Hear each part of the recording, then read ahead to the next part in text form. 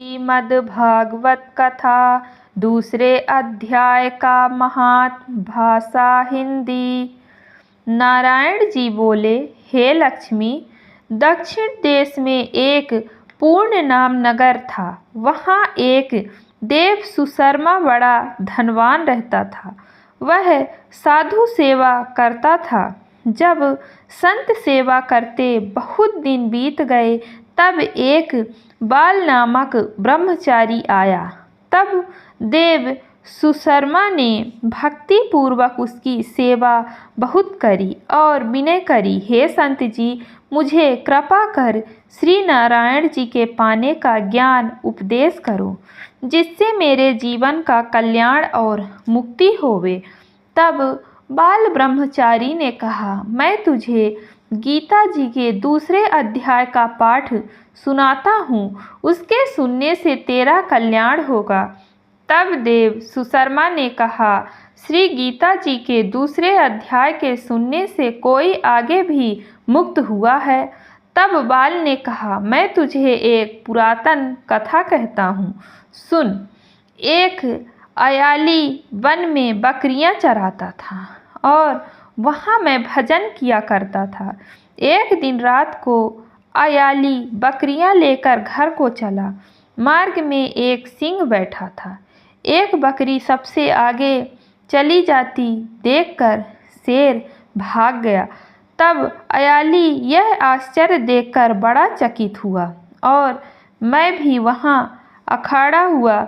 उस चरवाहे ने मुझे देखकर कहा, मैंने यह आश्चर्य देखा कि बकरी को देख शेर डर के भाग गया। तुम त्रिकालज्ञ हो, यह वृतांत मुझे कह सुनावो। संत ने कहा, हे अयाली, मैं तुझे एक पिछली वार्ता सुनाता हूँ। यह बकरी पिछले जन्म में डायन थी। जब इसका भर्ता मर गया, तब यह बड़ी डायन भई। जिस सुंदर लड़के को देख उसको खा लेवे। और यह शेर पिछले जन्म में फंदक था।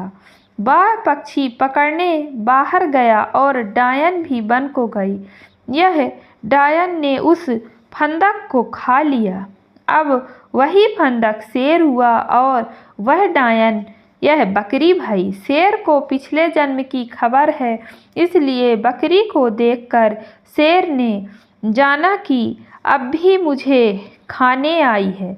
तब अयाली ने कहा, मैं पिछले जन्म में कौन था? तब संत ने कहा कि तू पहले जन्म में चंडाल था। अयाली ने कहा, हे ब्रह्मचारी जी, कोई उपाय भी है जिससे हम तीनों इस अधम देह से छूटें? तब संत जी ने कहा, हम तुम तीनों का उद्धार करते हैं। एक वार्ता मेरे से सुनो। प्रथम तो एक पार्वती की कंधार में एक शिला थी। उस पर श्री गीता जी का दूसरा अध्याय लिखा हुआ था।